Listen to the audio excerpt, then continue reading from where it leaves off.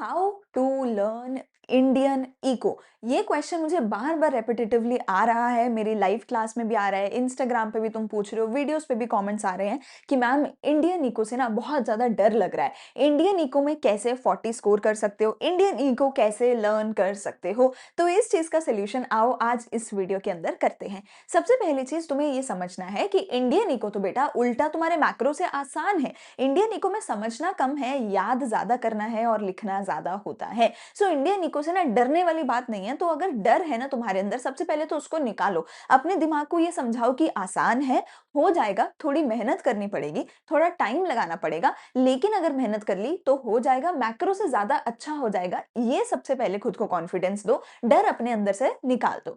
अब एक एक करके मैं तुम्हें सोल्यूशन बताती हूँ, तुम्हारी प्रॉब्लम्स डिस्कस सारी की सारी एक एक करके हम करते हैं। सबसे पहली प्रॉब्लम तुम्हें ये आती है कि मैम बहुत सारा डेटा है, क्या तुम्हें वो डेटा याद करना है? तो जी नहीं, मैंने बार बार बोला है कोई भी डाटा याद नहीं करना है, चाहे वो आपके एम्प्लॉयमेंट के चैप्टर का है, चाहे वो आपके इंडिया चाइना पाकिस्तान वाले चैप्टर का है। डाटा कोई भी आप याद नहीं करेंगे, नंबर्स को जो है याद आप नहीं करेंगे, बस उस डाटा के बेस पे एनालाइज करके कमेंट करना होता है और कुछ नहीं। In fact you have to understand, कल की लाइव क्लास में हम यही बात कर रहे थे कि जो डेटा है ना बेटा, उसका एक 4 नंबर का क्वेश्चन आएगा एंड उसके अंदर ना बेटा डेटा का टेबल आपको ऑलरेडी दे रखा होगा, आपको वहीं से टेबल को रीड करना है, एनालाइज करके कमेंट करना है। तो बच्चे बोल रहे थे मैम ये तो चीटिंग कर सकते हैं। तो जी हाँ, 4 नंबर आपको चीटिंग ही करनी है। डाटा दे रखा होगा, बस उसको अपनी भाषा में लिख करके आना होगा, क्वेश्चन से देख करके। सो डाटा याद नहीं करना है, पहली प्रॉब्लम का सोल्यूशन हो गया। दूसरे बच्चों को प्रॉब्लम आती है कि मैम बहुत सारे ईयर्स हैं, क्या हमें ईयर्स याद करने हैं? तो जी नहीं, आपको ईयर्स भी याद नहीं करने हैं।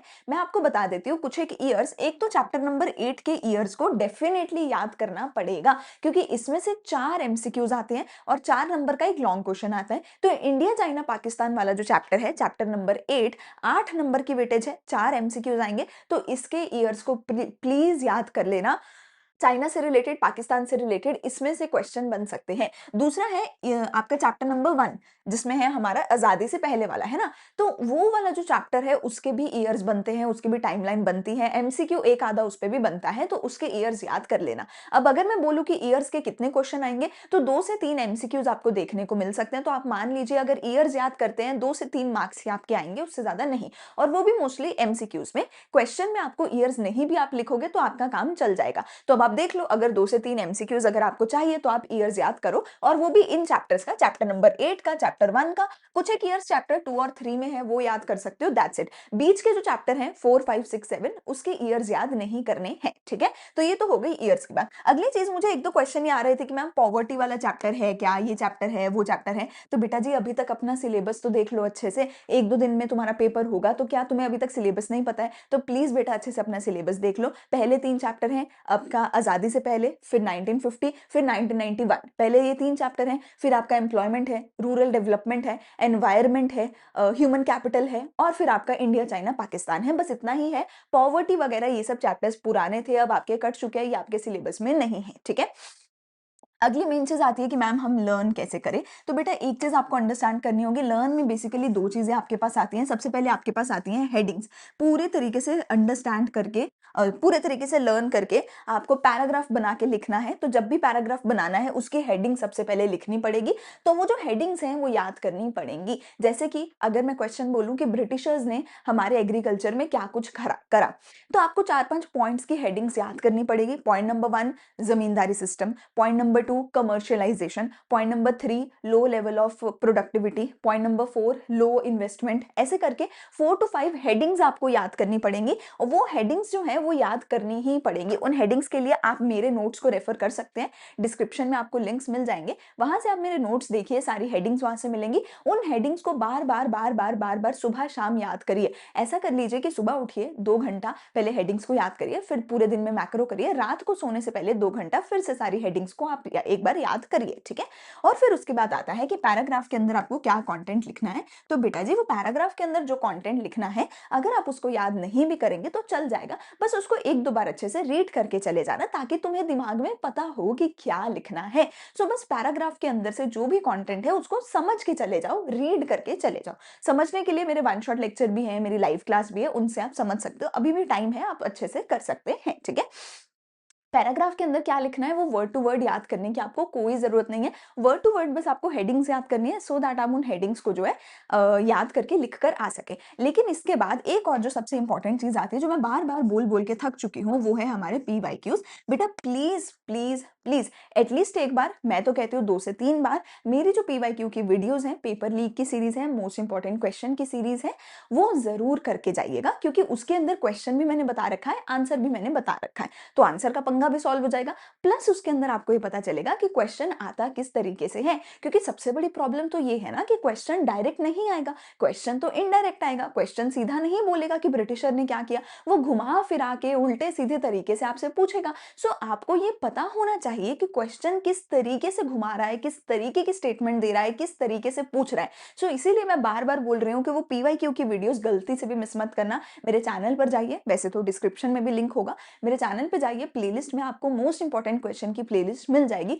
कृपा करके चैप्टर वाइज हर एक चैप्टर की आधे घंटे से 40 मिनट की वीडियो है, उसको अच्छे से देखिए। अगर पूरा नहीं सुनना है, एटलीस्ट एक नजर मारिए, ये देखिए कि क्वेश्चन क्या स्टेटमेंट दे रहा है, उस स्टेटमेंट के अकॉर्डिंग क्या आंसर सीबीएसई का है वो मैंने बताया है। तो वो स्टेटमेंट्स को अच्छे से रीड करिए, उस तरीके के हर चैप्टर के कम से कम 4 से 5 क्वेश्चंस आप देखिए कि क्या स्टेटमेंट आ रही है, और फिर उस स्टेटमेंट को कैसे आंसर करना है वो देख कर जाइए। अगर वो देख लिया ना तो आप आंसर सही से लिख पाओगे, आंसर सही से फ्रेम कर पाओगे। एंड अगर सही से फ्रेम कर लिया ना मेरी जान, आपके वहीं पे 5 से 10 नंबर पक्के हो जाएंगे। तो अगर सही से आंसर फ्रेम कर लिया तो भी नंबर बढ़ जाएंगे, अगर सही से हेडिंग्स लिख दी तो भी नंबर बढ़ जाएंगे। एंड एक चैप्टर तो मैंने आपको बोला ही, जो हमारा चैप्टर नंबर 8 है, इंडिया चाइना पाकिस्तान का, अकेले चैप्टर में से 8 नंबर का पेपर आएगा। मतलब तुम सोचो तुम्हारे टोटल 40 नंबर हैं, जिसमें से सिर्फ एक चैप्टर करने पे 8 नंबर पक्के हो सकते हैं।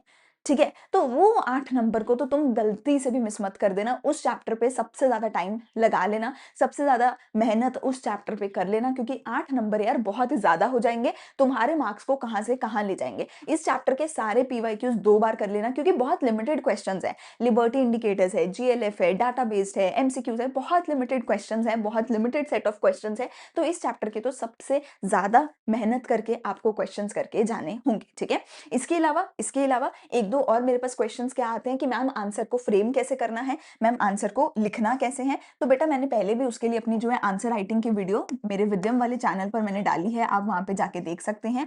आंसर राइटिंग की वीडियो जो है मेरे दूसरे चैनल पे, अंशिता वाले चैनल पे शायद से हमने डाली है, वहां से आप देख सकते हैं। मैं एक बार दोबारा बता देती हूँ, जब भी स्टेटमेंट वाले क्वेश्चन होंगे तो पहले आपको ऊपर लिखना होगा कि क्या आपका आंसर यस है या फिर आपका आंसर नो है। फिर आपको मतलब बताना होगा उस चीज का, जो भी स्टेटमेंट है उस स्टेटमेंट का मतलब बताइए। फिर आप अपने यस और नो का रीजन बताइए कि आपने क्यों यस या फिर नो किया। एंड लास्ट में जाके आप इस चीज का कंक्लूजन देकर के आइए कि जो भी आपका वो था उससे आपने क्या कंक्लूजन निकाला है। इस तरीके से 4-5 स्टेप्स में आपको आंसर करना है। अगर 3 नंबर का क्वेश्चन है तो एटलीस्ट आधा पेज लिखना पड़ेगा। अगर 4 नंबर का क्वेश्चन है, मैं सजेस्ट करती हूँ 1 पेज या उससे थोड़ा सा कम लिख दीजिए। अगर 6 नंबर का क्वेश्चन है तो मैं सजेस्ट करती हूँ 1.5 पेज आप लिख कर ही आइए। जितना भी लिख रहे हैं इसी फॉर्मेट में लिखिए कि पहले ऊपर मतलब बताइए, फिर पॉइंटर्स बनाइए, रीजन दीजिए, या जो भी है बॉडी है पॉइंटर्स बनाइए, लास्ट में कंक्लूजन दीजिए, लास्ट में लाइन मार के अपने आंसर को करिए आप खत्म। ठीक है, इसी तरीके से आप करिए। 6 नंबर का अगर क्वेश्चन आ रहे हैं, 1.5 पेज तक के आंसर आपके जाने चाहिए। ठीक है,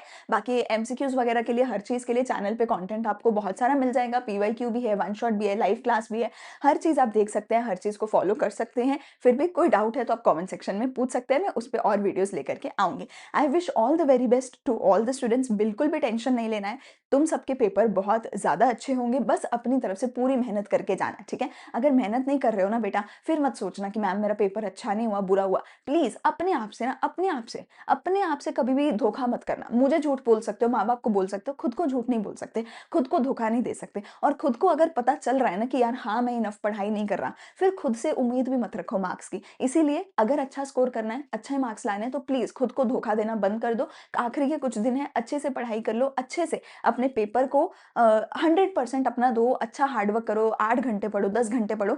I trust me, I am telling you, I am very proud of everyone जो मेहनत कर रहा है, and trust me, I am telling everyone जो मेहनत कर रहा है, तुम्हारे नंबर बहुत अच्छे आने वाले हैं, ठीक है? So all the very best, all the very best. Manifesting 100 out of 100 तुम सभी बच्चों के लिए, मैनिफेस्टिंग तुम्हारी उम्मीद से ज़्यादा नंबर तुम सभी बच्चों के लिए। Thank you so much for watching. मिलते हैं अगली वीडियो में।